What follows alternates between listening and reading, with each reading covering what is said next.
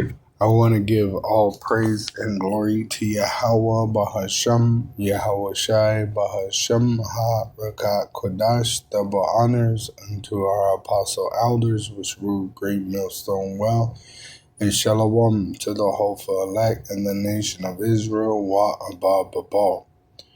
So we have a sure word of prophecy, and the Israelites would do well if you took heed. The Israelites being the so-called Negroes, Latinos, and Native American Indians of North America, Central America, South America, and the Caribbeans, which have been scattered throughout the world in many generations because of our sin. We've been exiled out of the land of Israel. Now you have a bunch of counterfeits, all right, in that land, the tiny top, big nose bastards, all right, fulfilling prophecy as the wicked, all right.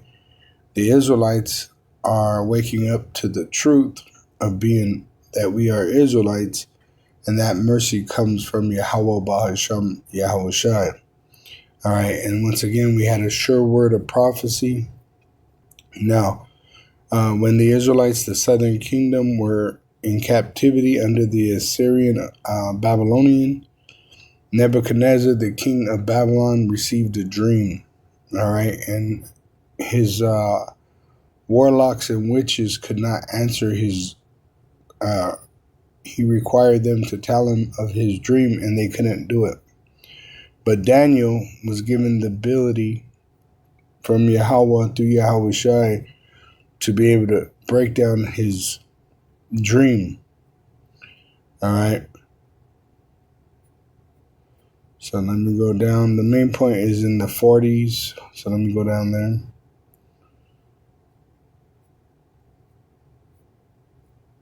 All right. So I'll start here. It says in Daniel 2, verse 36, this is the dream, and we will tell the interpretation thereof before the king. Thou, O king, and he's talking to Nebuchadnezzar, the Assyrian king of Babylon, are a king of kings, for the power of heaven has given thee a kingdom, power, and strength, and glory. So Yahweh set Nebuchadnezzar up and to enslave the southern kingdom of Israel. So who gave him that ability? Our power, Yahweh, and Yahweh does these things through Yahweh Shai. Verse 38, and wheresoever the sons of men dwell, the beasts of the field and the fowls of the heaven hath he given into thine hand, and hath made thee ruler over them all. Thou art this head of gold, which Babylon was known as a great kingdom under Nebuchadnezzar, the Assyrian king. It says, verse 39, and after thee shall arise another kingdom, which I got the image of his dream right here. So he dreamed of this statue, him being the head. The next is the silver arms, which is the Medo-Persians, which the Medes first ruled, then the Persians. It says in verse 39, and after thee shall arise another kingdom inferior to thee. That's why there's silver and Nebuchadnezzar was gold, because the Medo-Persian Empire is inferior to the Assyrian Babylonian Empire. And another third kingdom of brass, which represented Greece, which shall bear rule over all the earth, starting with Alexander the Greek. It says in verse 40, and the fourth kingdom, which is Rome, the two legs, shall be strong as iron, for as much as iron breaketh in pieces, and subdueth all things, and as iron that breaketh all these, shall it break in pieces and bruise. All right, so the Roman Empire was the most brutal of all the kingdoms, all right, but they were inferior to all the kingdoms before them.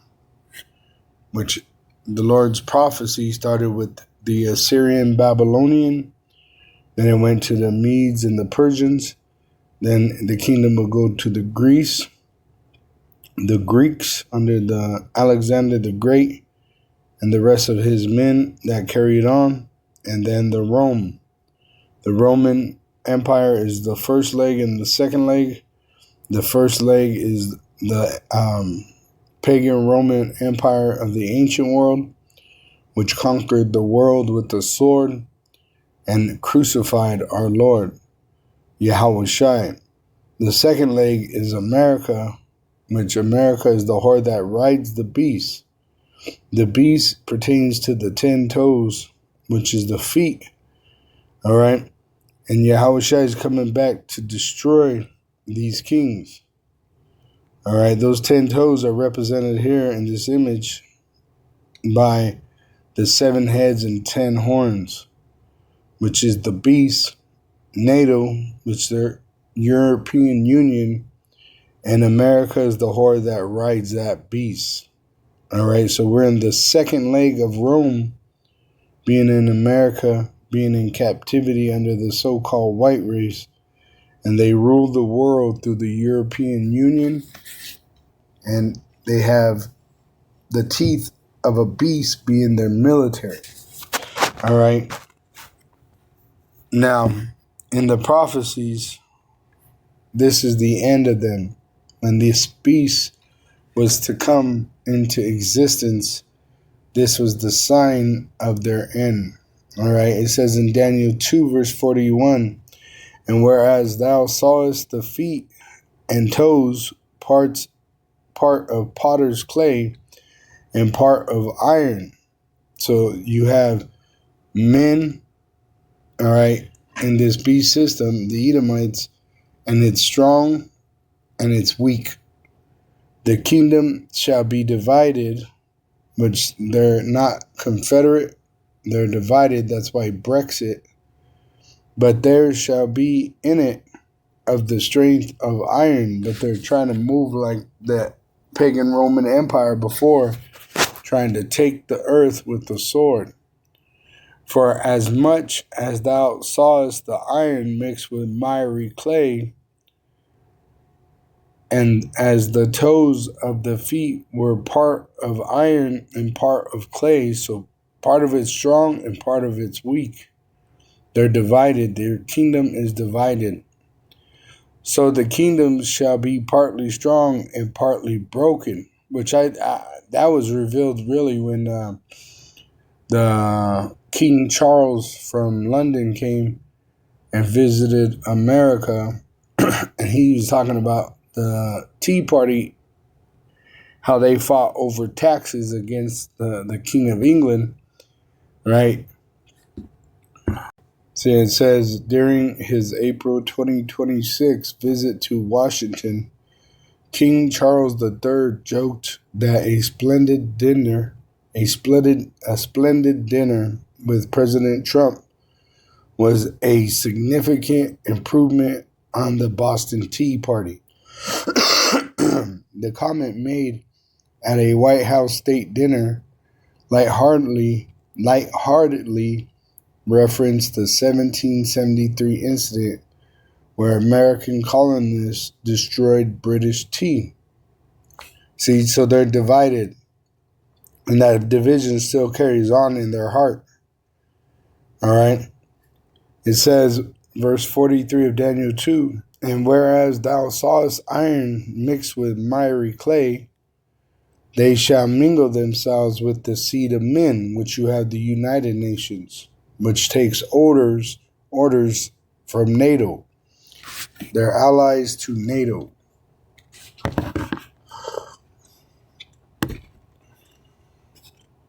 It says, NATO is North Atlantic Treaty Organization, which was supposed to be between Europe and America, is an alliance of countries from Europe and North America, and they are committed to mutual defense as the so-called white race, the wicked, that rule the world, the Edomites, the red devil the Bible speaks of, and security. If you are a citizen of one of the following member states, your country is an official NATO ally. Right, which it says NATO member countries, which I was asking a different. Here it is. It says, while NATO and the United Nations, UN, are not allies in the sense of being part of the same military alliance, they are institutional partners with deeply intertwined legal and operational relationships. NATO's founding document, the North Atlantic Treaty, explicitly states that the alliance operates within the framework of the UN Charter. All right. So the UN is under NATO. NATO is under America. This is how the wicked so-called white race rule the world, and they have mingled themselves with men, the other nations. All right. Verse 43, and whereas thou sawest iron mixed with miry clay, they're divided, and this makes them weak. They shall mingle themselves with the seed of men, with the United Nations, the heathen. Because there's three kinds of men on the earth. There's the sons of the wicked, the so-called white race, the sons of men, which are the other nations, and the sons of God, the Israelite. All right, the princes of the power. But they shall not cleave one to another, even as iron is not mixed with clay. So their kingdom is divided, and it shall fall. It says in verse 44, it says, and in the days of these kings, which were living in the days of these kings ruling the world, shall Yahweh, the power of heaven, set up a kingdom, starting with his son Yahushua, which shall never be destroyed. And the kingdom shall not be left to other people. We're not going back into slavery. But it shall break in pieces and consume all these kingdoms. And it shall stand forever. And that's why the image of that image falling, and that stone that's striking it at the feet is Yahushua coming back and judging the world and the wicked ruling it, which is 2 Ezra 13. He's going to destroy the military might of the so-called white race by fire. They're going to be gathered in the valley of slaughter. They're going to be gathered in the valley of Jehoshaphat, which is Yahweh's Mashaphat. And he's going to Mashaphat them. He's going to judge them by sending his son Yahushua back, and he's going to burn them with fire, dust, and smoke, is what's going to happen to the troops that are gathered in the Valley of Slaughter, Armageddon, a mountain of troops. All that is left from what the prophet Ezra saw was dust and smoke. All right? And the judgment of the great whore is that she be burnt with fire, and that fire is via nuclear fire, via its allies, the NATO nations, the UN nations, and also its enemy, the BRIC nations. It says, for as much as thou sawest that the stone was cut out of the mountain without hands, which is a chariot, a so-called UFO, which Yahushua rides as a throne, and it's fit for judgment and shoots fire out of it, and that it break in pieces the iron, the Roman Edomite, the brass, the Greek Edomite, the clay, the silver, and the gold, the other nations, the great power had made known to the king that, the great power had made known to the king what shall come to pass hereafter, after the Nebuchadnezzar, king of Syrian Babylonian Empire. He was given a dream, a vision of the future, of what was going to happen after his kingdom, and what was going to happen to all these heathen when Yahushua returns.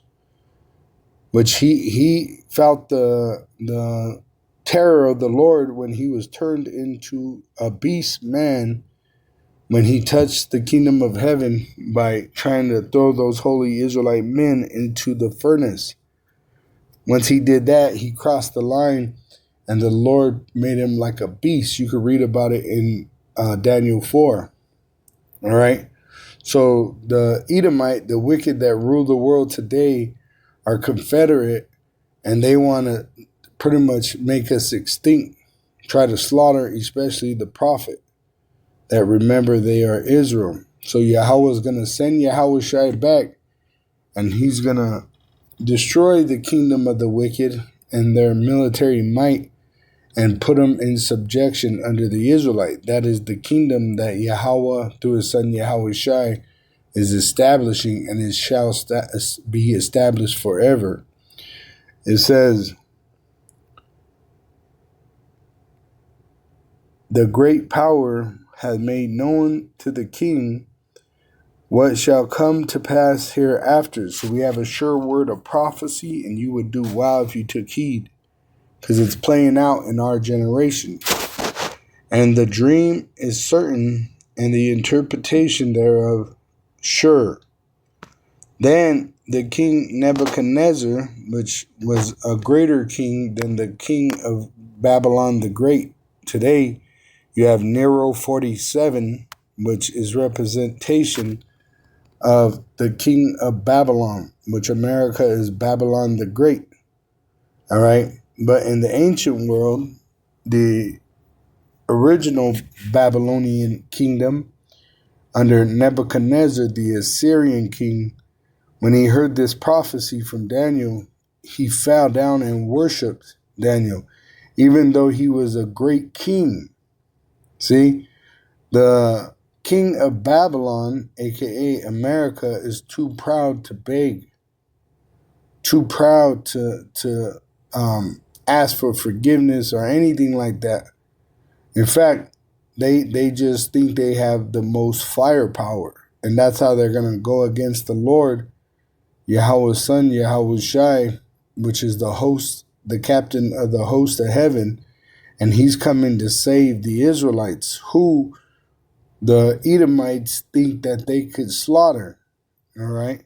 So this shows you the different spirits of these heathen. The Edomite, the so-called white race, they are the most proud, and pride cometh before destruction. But the Nebuchadnezzar, Assyrian king, he was a great king, and he humbled himself when he heard the prophecies of what we're living through today. It says, then the king Nebuchadnezzar fell upon his face and worshipped Daniel, and commanded that they should offer an oblation and sweet odors unto him. See? The king answered unto Daniel and said, of a truth it is that your power is a power of all the gods, which Yahweh is the Almighty, Yahushua is his son, which he is as a God. When he comes back, he's not going to meet these Edomites as a man. He's going to come as a God, the king of terrors, and he's coming in the glory of his father as the captain of the host of heaven. It says, and a Lord of kings and a revealer of secrets, which we prophesy. And that's what's happening right now. That's why they're building bunkers under the White House, under the Federal Reserve, because they know these prophecies are true. But instead of submitting unto the Israelite elect man that is the prophet, just as these heathen king had done before, these Edomites are going to try to slaughter us. All right. It says, then the king made Daniel a great man and gave him many great gifts and made him ruler over the whole province of Babylon, which was a greater kingdom than America. America, here it is. I put in the search of Google, Babylon was the greater nation and kingdom under Nebuchadnezzar compared to the modern day America. It says with 17 plus supporting websites, it says comparing Babylon under Nebuchadnezzar II to the modern United States involves balancing ancient regional dominance with modern global hegemony. While Babylon was arguably the undisputed superpower of its known world, so it was the greatest in the known world back then, its scale, technology, and reach were exponentially smaller than that of the United States. All right, because the United States has more population to work with than Nebuchadnezzar in his time. There's more people alive today on earth than there was back then. So their reach is increased, but the kingdom, Nebuchadnezzar's Assyrian Babylonian kingdom, was superior than Edom's kingdom. Edom's kingdom is the bottom of the barrel. All right. And it's divided. That's why it's in iron and clay. All right. And it shows you through Brexit. Brexit was the British leaving the NATO agreement. All right. So under Nebuchadnezzar, the head of gold, it says military dominance. Nebuchadnezzar was a formidable conqueror who destroyed Jerusalem, captured Tyre, and brought Syria, Palestine, and Phoenicia under Babylonian control, which America is trying to do now, all right, with dropping bombs all over the place under the small hat leadership. His army unified the entire Fertile Crescent. But what's the king of Babylon today doing? Being America's Babylon the Great, it's causing confusion. It's dividing the people over there, right? Causing war. So the kingdom of Nebuchadnezzar, the Assyrian king that ruled ancient Babylon, was greater than America. All right. But America is the kingdom ruling today, which is the Edomites' kingdom, the so-called white race, and it's controlled by the tiny tops. All right. Even when they do White House briefings, you'll see a bunch of tiny tops. All right. Because the tiny top Edomite, Amalekite, they rule the world in wickedness, and America is their throne. All right. And this is why it's going to suffer such a great judgment as prophesied in the Holy Scriptures, and their elite are going to go into captivity, as it has been said. If their beast system came into fruition, so will their judgment. Shalom to the elect of the nation of Israel. Wa abal babal.